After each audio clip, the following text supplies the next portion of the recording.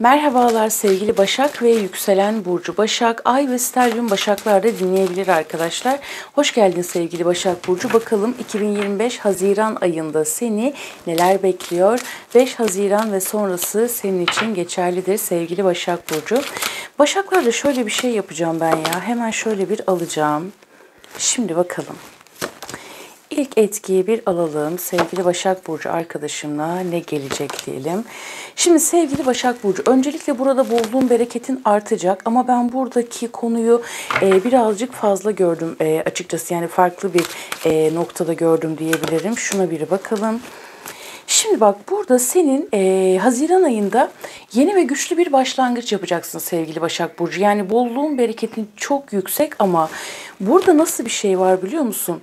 Bak, parada da çok güzel bir şans var sevgili Başak Burcu. Burası çok güzel, hani diğer taraftan yorumladığımızda. Ama burada Boğa, Başak, Oğlak etkisini alabiliriz arkadaşlar. Boğa, Başak, Oğlak, Aslan, Yay etkili birinden bahsediyor sevgili Başak Burcu. Şimdi bu nasıl bir şey biliyor musun? Yani burada biri var. Yani burayla kim uyumlandı bilmiyorum ama burçları söyledim. Güneşi, yükseleni ya da steryumu olabilir arkadaşlar. Bu kişi kim bilmiyorum ama ben daha çok aşk hayatın için aldım açıkçası. Bu kişi hayatına girmiş çıkmış. Yani varla yok arası deriz ya. Böyle bir etki var aslında. Hani aslında hayatının merkezinde. Yani şöyle, sana bir şey olsa hisseder, başına bir şey gelse hiç düşünmeden büyük bir cesaretle seni savunur. Senin hayatında yeni başlangıçlar yapma noktasında sana gerçekten güzel bir şans getirir. Ama burada belli etmiyor bir şeyleri. Yani bir var bir yok. Yani tam da bir varla yok arasında diyebileceğim biri var sevgili Başak Burcu. Ve burada ikinizin de birbirinize karşı duyguları çok yüksek. Şimdi bu ay bununla ilgili yeni bir başlangıç olacak ama önümüzdeki aya da çok sarkacak arkadaşlar. Ve 8. ay çok önemli olacak. Yani ben bunu direkt aşk olarak aldım açıkçası. 8. ayda bu kişiyle olan aşk hayatında önemli gelişmeler olacak. Bu ay bununla ilgili bazı belirtiler alabilirsin açıkçası. Şimdi çok tutkulu bir insan bu. Yani çok tutkulu, doğurganlığı, üretkenliği, bereketi çok yüksek. Toprak ve ateş etkili olarak geldi bana açıkçası. Dediğim gibi güneş, yükselen veya steryum olabilir. Çok becerikli, çok adaletli, aldığı gibi vermeyi bilen, hani zaten İmparatorca'da şey derim ya, hem kendi doyan hem başkalarını doyuran birinden bahsediyor. Şimdi bu kişiyle ilgili birazcık sen umudunu kaybetmiş olabilirsin. Yani bu kişiyi böyle birazcık hani bıraksam mı acaba dediğim bir noktada olabilirsin. Şimdi burada geliyor, galiba bu sefer oldu derken geri gidiyor gibi. Anlatabiliyor muyum? Galiba şimdi olacak. Bak yine geri gidiyor gibi bir durum var açıkçası. Yani bir yüksek potansiyel var, kendini gösteriyor. Bir taraftan da hiç yok gibi bir şey. Tam bir varla yok arası yani. Ama ben sana şöyle söyleyeyim. Bak, bu ayın 8'i, 18'i, 28'i, daha çok 18'inden ve 28'inden sonraki süreci aldım. Ve 8. ayda çok önemli olacak sizin için sevgili Başak Burcu. Yani buradan o kadar çok güçlü bir şey çıkacak ki burayla kim uyumlandı bilmiyorum ama ben bu konuyu direkt aşk olarak aldım arkadaşlar. Yani bu kişiyle birlikteliğiniz size hem maddi olarak getiri sağlayacak hem de manevi olarak getiri sağlıyor olacak. Önümüzdeki 2 aylık sürece, 8 haftalık sürece ve 8. aya çok dikkat et. Tam böyle bir şeyler bitti, kaybettim derken ama dediğim gibi yani Haziran'ın o tarihinden sonrasına da dikkat et. Çok güçlü bir şeyle bu kişi senin karşına çıkabilir ve bir anda bir şeyler yeniden çok güçlü bir şekilde başlayabilir sevgili Başak Burcu. Öyle söyleyeyim. Yani burada İş hayatından da biri olabilir bazılarınız için ya da aranızda işle bağlantılı bir konu olabilir ama hani öyle bir şey yoksa bile burada diyor ki yeni ve güçlü, çok güçlü bir başlangıç var aşk hayatınla ilgili ve bu hayatına girecek olan kişi, ki bu hali hazırda bildiğim biri, bilmediğim biri değil. Bu kişi geldiğinde hem bereketin artacak hem de böyle bir keyif gelecek sana açıkçası. Yani bu kişi hem kendisini tepeye çıkartabilir hem de seni alıp en tepeye çıkartabilir, öyle söyleyeyim. Hani şu an için bir şeyler böyle bitmiş gibi gözükebilir ama sen bir dikkat et. Hani şey deriz ya arkadaşlar, kalp yalan söylemez. Tamam mı? Buna dikkat et. Bu kişi zaten dediğim gibi bereketi, üretkenliği çok yüksek. Bir konuyla ilgili seni çok savunacak veya savunmuş olabilir. Hani böyle az çok karakterini belli etmiş, az çok duygularını belli etmiş. Onu söyleyeyim ben sana. Burası çok güzel. Yani burada bu kişiyle ilgili çok güçlü bir başlangıç var. Bitti deme noktasında. Zaten arkadaşlar şöyle bir şey var. Hem kariyer hayatı olsun hem aşk hayatı olsun. Hani sana ait olan bir şeyi kimse senden alamaz. Yani hiçbir şey boşuna değildir ve hiçbir şey tesadüf değildir. Bunu unutma sevgili Başak Burcu. Şimdi bir başlayalım. Kılıç dörtlüsüyle başladık. Geçtiğimiz dörtlü vadelerde bir sorun, bir sıkıntıyla karşılaşmış olabilirsin. Ve bu durum seni birazcık huzursuz ediyor olabilir sevgili Başak Burcu. Hani böyle geceleri uyuyamıyorum, ne yapacağım ya da bu sorunu nasıl çözeceğim dediğim bir sorun var açıkçası. Kartların hepsini alalım. Güneş kartı, kupa dokuzlusu. Başaklarda bayağı iyi gidiyoruz şu an arkadaşlar. Bakalım. Karıştıralım. Şimdi destenin altında da kule kartı gözüme çarptı. Değnek yedilisi. Ateş gruplarına dikkat et. Ben şimdi bu ateş grupları Başaklarda son haftalarda çok çıkmaya başladı farkındaysanız arkadaşlar. Hani Koç, Aslan, Yay ama Koç burcu birazcık daha baskın. Bu kişiyle bir zıtlaşma durumları söz konusu. Hatta birçok kişi de bana mesaj atmış. Evet, böyle bir durumla yaşadım, durumla karşılaştım ya da böyle hani beni olmadığım gibi gösterdi dediğiniz bir durum da söz konusu olabilir. Bakın burada yine geldi. Şöyle bir bakalım. Son kartları alalım ve yorumlarımıza devam edelim sevgili Başak Burcu.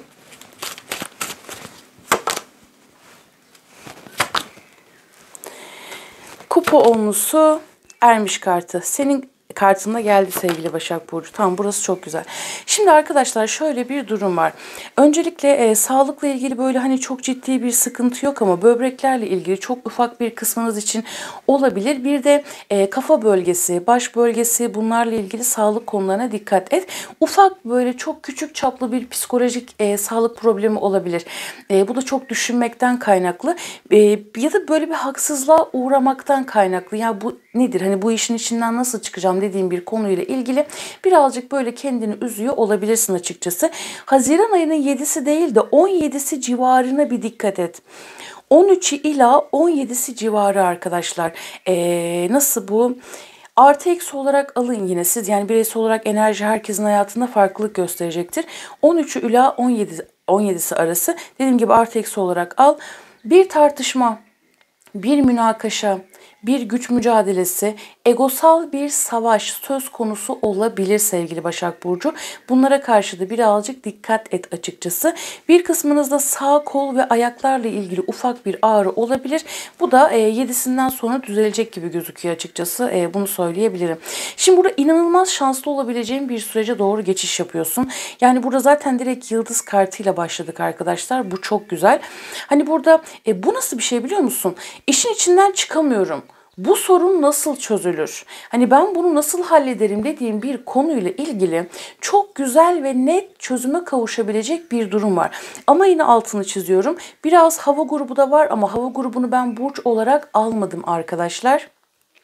Daha çok kişinin hani hava grubunun gölge tarafını yansıttığı olarak aldım.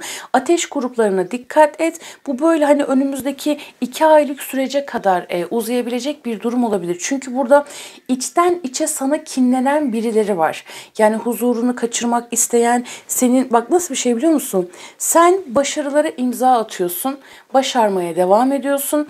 Bu Haziran ayında daha çok artacak, yaratıcılığın çok artacak, ilhamın çok artacak. Bir hobini mesleğe dönüştürebilirsin. Yeteneklerinden kazanç elde edebilirsin. Zaten sen çalıştıkça, ürettikçe, kazandıkça daha çok gelecek. Yani bereketin çok ama çok artacak sevgili Başak Burcu. Ama burada nasıl bir şey? Yani senin o enerjinden, işte kazancından ya da başarından faydalanmak sağlayan birileri var. Bu yüzden özellikle arkadaşlar bazıları için belki 7'si de olabilir ama hani çok 7'si olacağını düşünmüyorum. Siz yine bir dikkat edin. 13 ila 17'si arası.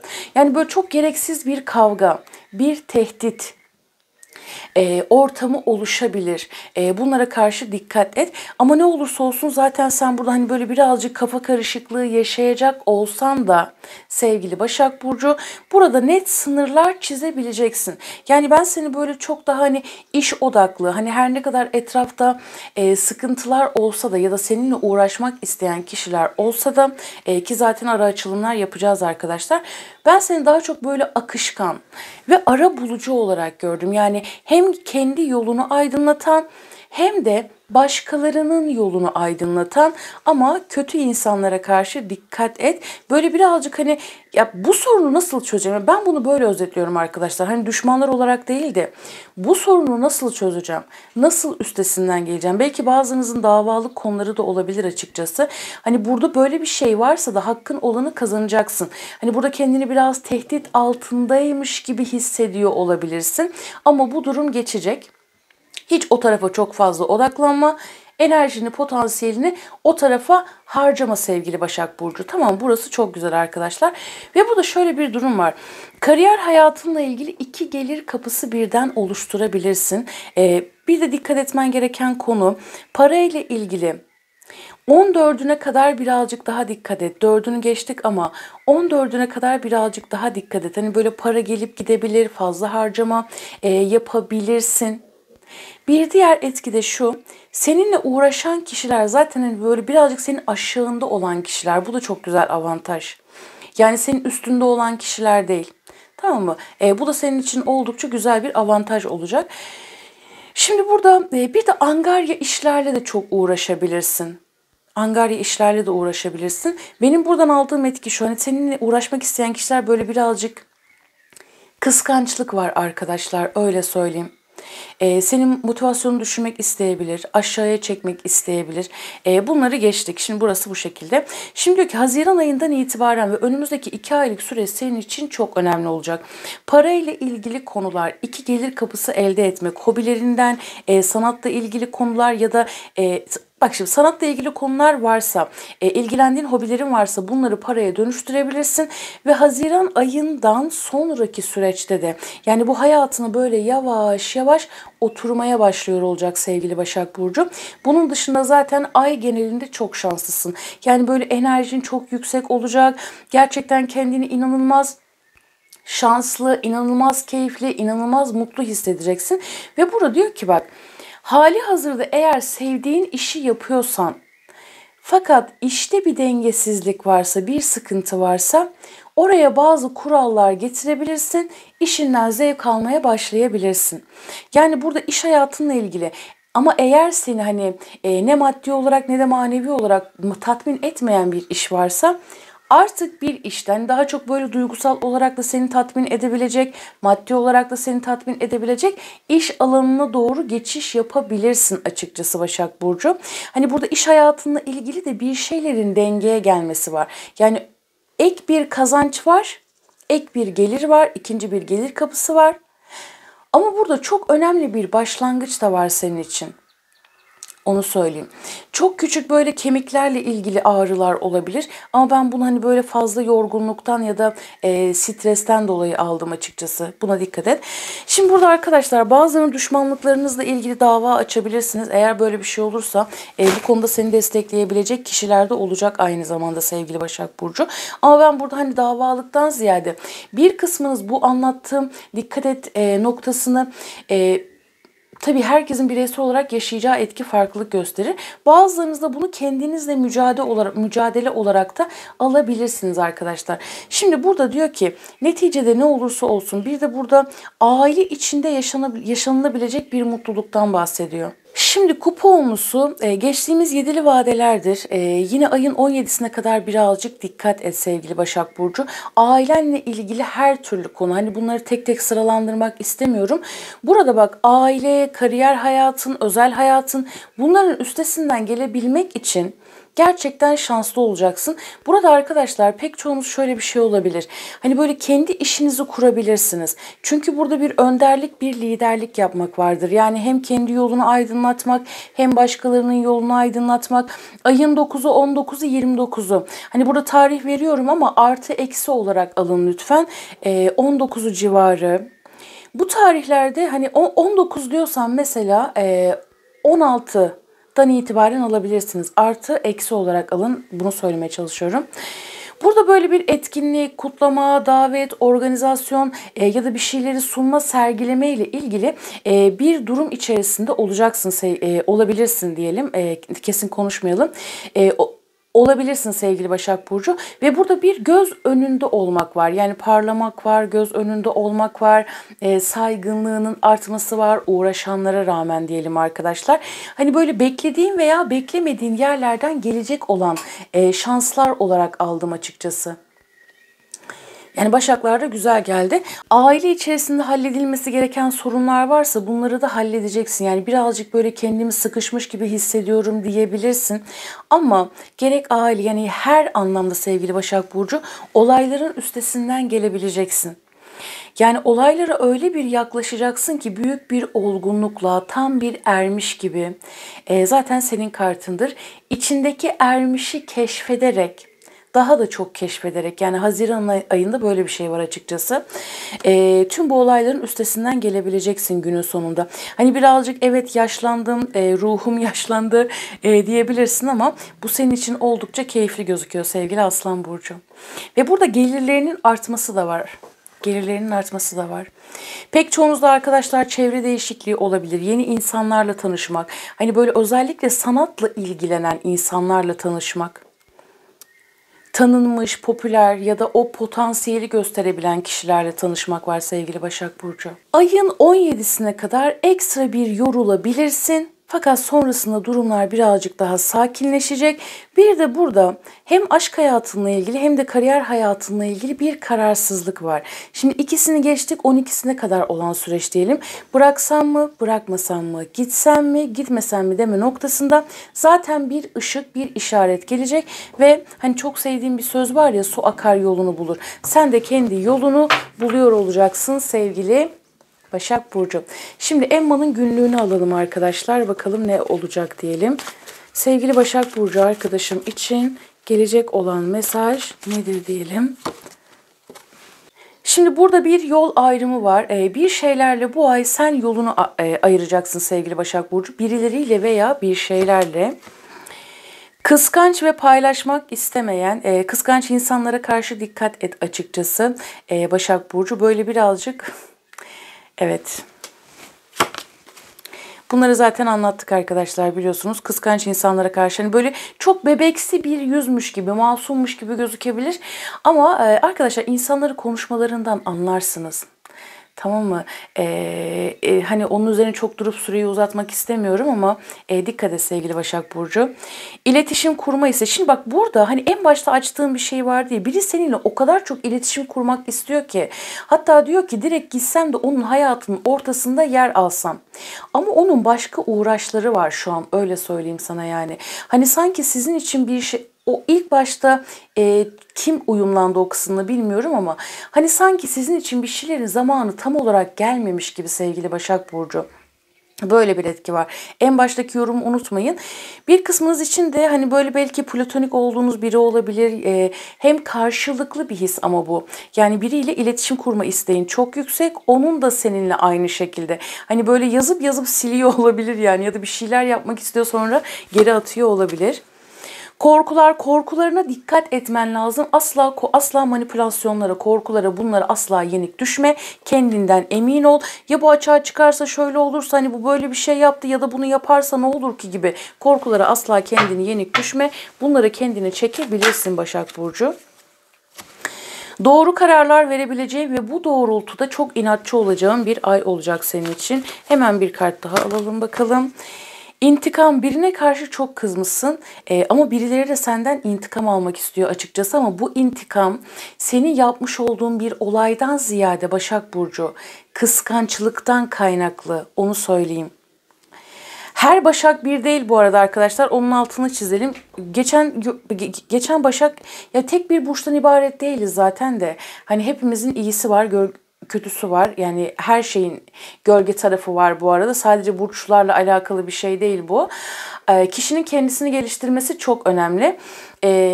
Neyse onu söylemeyeceğim. Neyse söylemeyeceğim ya tamam. Yani herkes bir değil. Yorumları dinlerken de bu şekilde dinleyelim.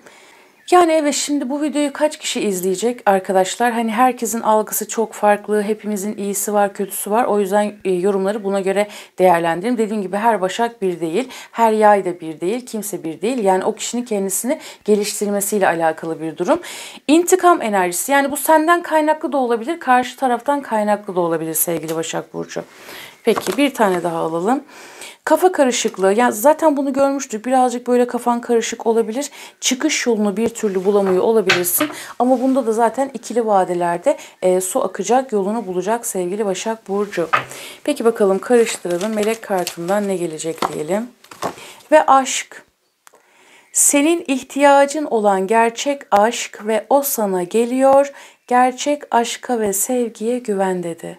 İşte bu. Yani aşk sadece tabii bu her şey aşktır arkadaşlar bu arada. Yani bunu sadece kişi olarak görmeyelim. Her zaman söylüyorum ben bunu.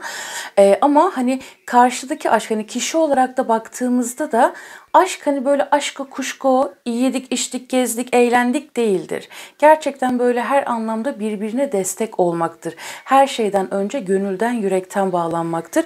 Bu da sana gelecek diyor sevgili Başak Burcu. Arkadaşlar ben yorumlarımı şöyle söyleyeyim. Bundan sonra söyleyeceğim.